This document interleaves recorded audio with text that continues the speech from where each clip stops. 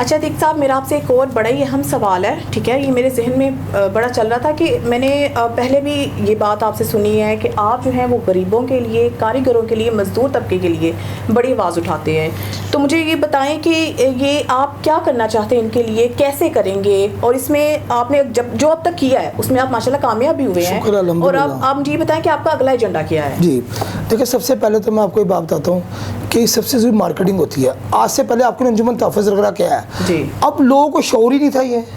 अब लोग मुझे बड़ी तलकीन करते हैं, ये वो फलाना ढमकाना को टीओ भाई तुम्हारी लड़ाई लड़ रहा हूँ अल्लाह के बंदो। जूलर तो मेरी रिस्पेक्ट कर रहे हैं, जूलर मेरा ख्याल कर रहे हैं, सरमायादार मेरी इज्जत कर रहे हैं। वो जो मिडिल क्लास तबका जिनकी मैं आवाज़ पढ़ रहा हूँ वो मेरे से जेलस हो रहे हैं। खुली बात करूँगा, जेलस, खुले जेलस हो रहे हैं मेरे से वो। अब अल्लाह के बंदो कम से कम मेरी सपोर्ट बनो। अकेला बंदा कुछ नहीं कर सकता। अकेला बंदा जब इल्ला पानी इतनी बड़ी काम पूरी दुनिया में इस टाइम अंजुमन तहफ़्फ़ुज़ का नाम बन गया है। अगर ये नाम अब जो ख़राब होगा ना, अगर कोई नहीं इस नाम को बनाएगा तो हमारे बड़े नहीं बनाएंगे, जो नाइल करेंगे बड़े नहीं करेंगे, हमारे बुजुर्ग नहीं करेंगे। तो 3 चार 5 बजे से पहले भाई घर से नहीं निकलते भाई। कम से कम अभी इसकी टीम वर्क बनाना पड़ेगा। कोई इलेक्शन में 50 लाख रुपये लगाने की जरूरत कोई नहीं भाई।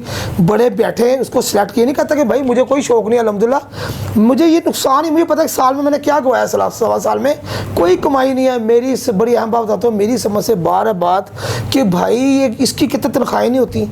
ओ भाई मेरे ऐसा बंदा जिसको रोज़ कपड़े साफ़ चाहिए, जिसको हर चीज़ फ्रेश चाहिए, मेरा ओहदा है, मैं किसी महकमे में जाऊँगा बात करूँगा तो मुझे अपने आप को वेल ड्रेस रखना पड़ेगा। वेल ड्रेस के लिए पैसे चाहिए, अब पैसों के लिए ज़ाहिर बात है कारोबार चाहिए। और अल्लाह के बंदों जो 25,000 बंदों की हम लड़ाई लड़ रहे हैं वो कम से कम 7 बंदों को नहीं अफोर्ड कर सकते। पूरे लाहौर का ये सिस्टम, और जहाँ चाहता हूँ कि इसकी तनख्वाह नहीं होती तो भाई चलता है कैसे, कौन कैसे चला सकता है इस निज़ाम को।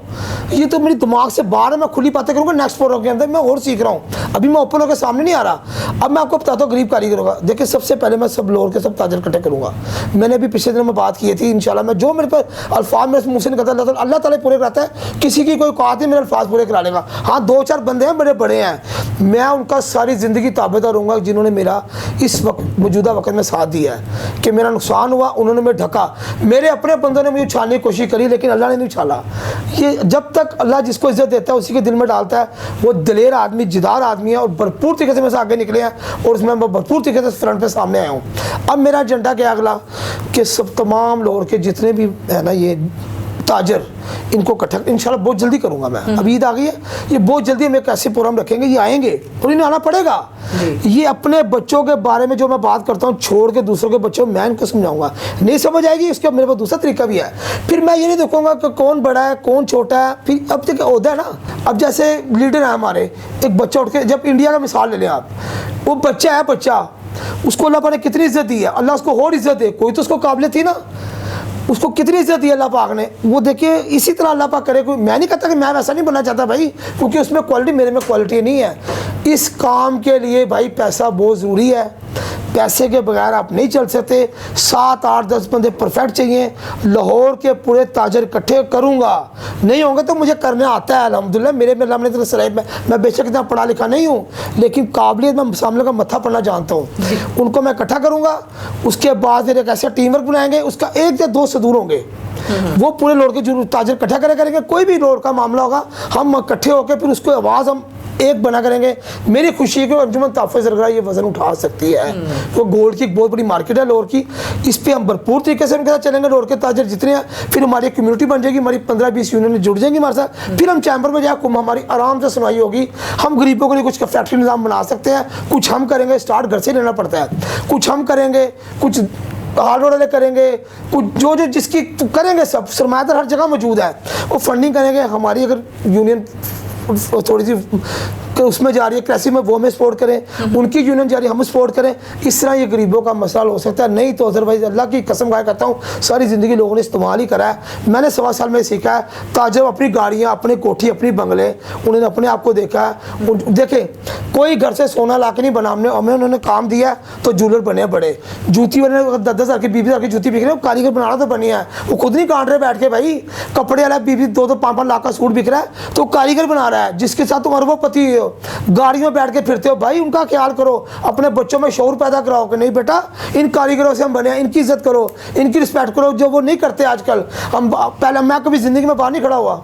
अंजुमन तहफ़्फ़ुज़ की ये कामयाबी है कि जिस ज्वेलर के जाता हूँ मेरी इज्जत से मिलता है, जिस थाने में जाता हूँ कभी ऐसा नहीं हुआ कि थाने में नहीं सकती है ना बहुत ज़्यादा। अपनी शख्सियत बनी होगी तो हम आराम से अंदर जाके काम ले सकते हैं। लोअर के ताजरों को इकट्ठा होना पड़ेगा।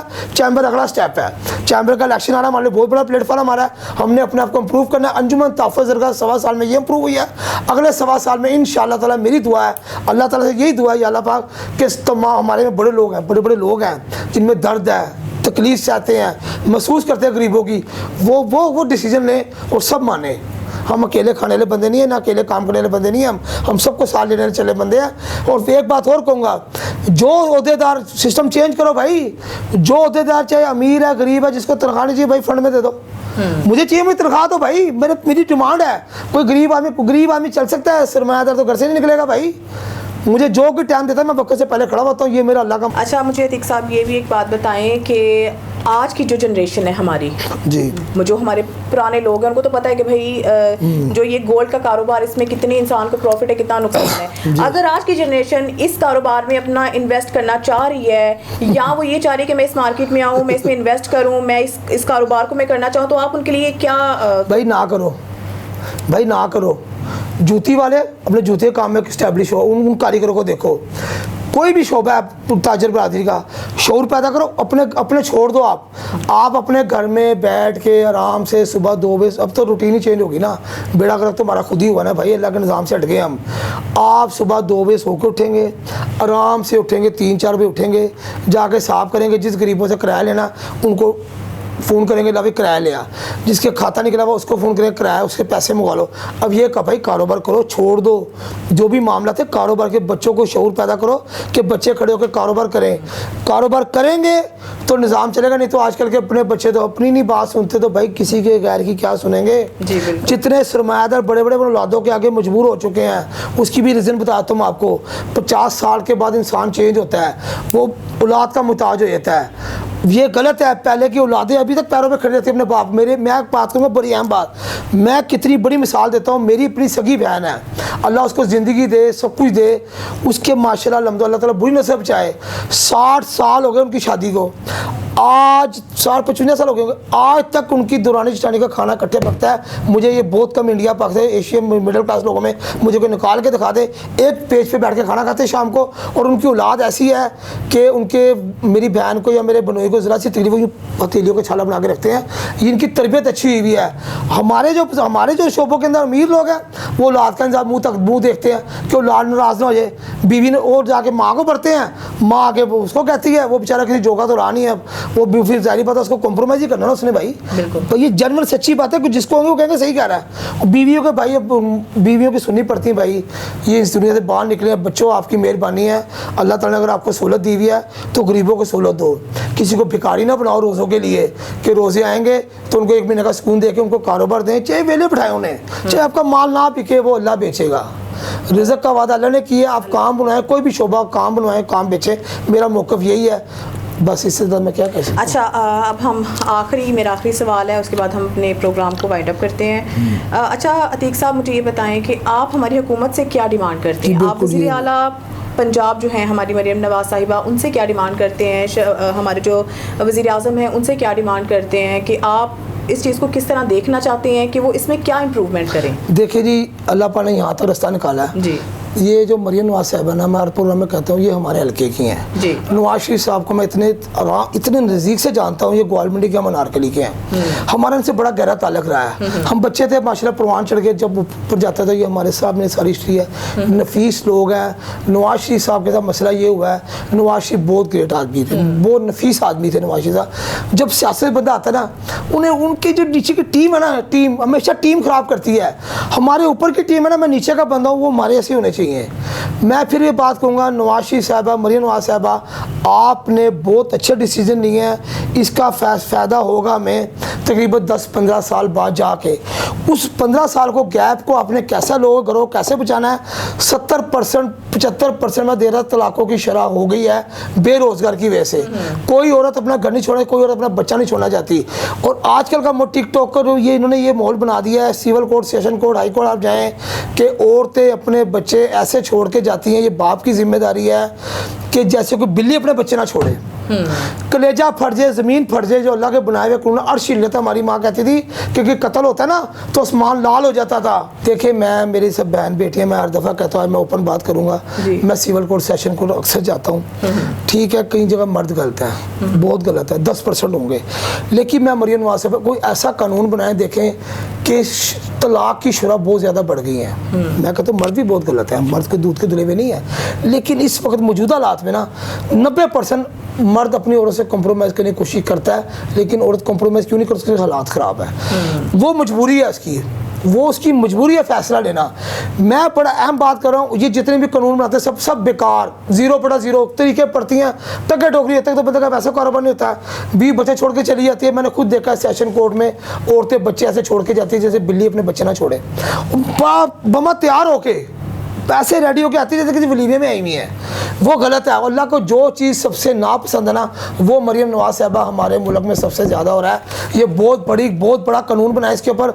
मेरे मंशूर के मुताबिक इसका कानून एक ही होना चाहिए कि जो लड़की खुला या जो लड़की उसका क्या नाम है तलाक की डिमांड करे ना, उसको हक है, उसको मिलना चाहिए। मर्द कारोबार के से बड़ा मजबूर है, कारोबार घर में नहीं है, खाने को नहीं है, वहाँ तक औरत राइट पे है, उसका अजाला हुकूमत निकाले, उसके घर को मैनेज कराए, उसके कारोबार को हुकूमत कर सकती है, दुनिया में हर काम मुमकिन है। लेकिन जो लड़की खुला लेने आए कम से कम उसको उसका डेटा चेक किया जाए, उसके मोबाइल डेटा चेक किए जाए, उसका देखिए, अल्लाह ताला माफ़ करे, देखो मैं ही बहन बेटियों वाला हूँ भाई, मुझे माफ़ कर देना, और ये होना चाहिए कानून के अंदर, और सबको पता क्या हो रहा है पाकिस्तान के अंदर, दुनिया में क्या हो रहा है, वो उसका पूरा डेटा चेक किया जाए। उसके बाद अगर वो लीगल है तो उसको बुला के पैचअप आराम से हो जाएगा उसका। अगर मियाँ बीवी की खाने की पीने की घर की लड़ाई है ना, आराम से सुलह हो जाएगी। जहाँ पे कहीं करप्शन नज़र आ जाए, औरत को गलत साबित हो जाए, मर्द भी हो जाए, उसके लिए भी यही है कानून। मर्द ने सही ज़िंदगी सदा काटनी होती है, औरत अपने आराम से जाती है, उससे सुकून होता है।